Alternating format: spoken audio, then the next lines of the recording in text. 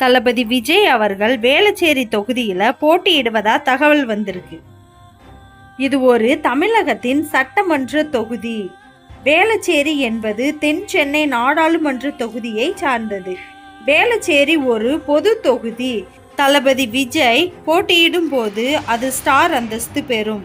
வேளச்சேரி தொகுதியில் எந்தெந்த ஏரியா வரும்னு பார்க்கலாம். அடையாறு, திருவான்மியூர், தரமணி, வேளச்சேரி உள்ளிட்ட ஏரியாக்கள் வரும். இப்போ வேளச்சேரி தொகுதியில் யார் யார் வெற்றி பெற்றிருக்காங்கன்னு பார்க்கலாம். 2011 தேர்தலில் ஏடிஎம்கே சார்பாக எம்கே அசோக் அவர்கள் 82,145 வாக்குகள் பெற்றார். பிஎம்கே சார்பாக எம் ஜெயராமன் அவர்கள் 50,425 வாக்குகள் பெற்றார். சுயேட்சை சார்பாக சரத்பாபு அவர்கள் 7,472 வாக்குகளை பெற்றார். இதில் 31,720 வாக்குகள் வித்தியாசத்தில் ஏடிஎம்கேவை சார்ந்த எம்கே அசோக் அவர்கள் வெற்றி பெற்றார். 2016 தேர்தலில் டிஎம்கே சார்பாக வாகை சந்திரசேகர் 70,139 வாக்குகள் பெற்றார்.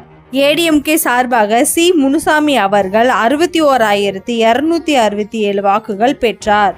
பிஜேபி சார்பாக ஸ்ரீதரன் அவர்கள் 14,472 வாக்குகள் பெற்றார்.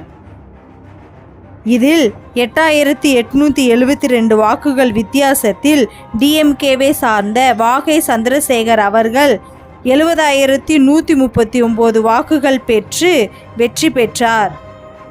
2021 தேர்தலில் காங்கிரஸ் சார்பாக அசன் மௌலானா அவர்கள் 68,493 வாக்குகள் பெற்றார்.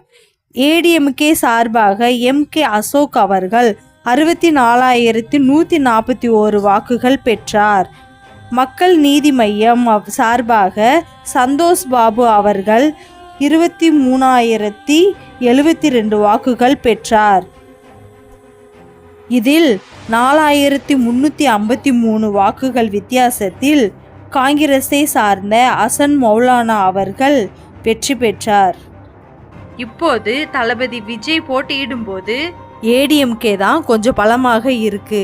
ஆனால் இந்த தொகுதி பிஜேபிக்கு ஒதுக்கியதாக தகவல். வேளச்சேரி தொகுதியில் எப்படி வேலை செய்யலாம்னு பார்க்கலாம். பூத் வாரியா கேம்பெயின் பண்ணணும். மோஸ்ட்டாக ஈவினிங் டைமில் ஒரு 6 மணிக்கு தொடங்கி 9 மணி வரைக்கும் 3 மணி நேரம் கேம்பெயின் பண்ணால் போதும். எலெக்ஷன் முன்னாடி சுமார் 25 நாள் கேம்பெயின் பண்ணால் வெற்றி தான். தளபதி விஜய் வேளச்சேரி எம்எல்ஏவாக வாழ்த்துக்கள். நன்றி, வணக்கம்.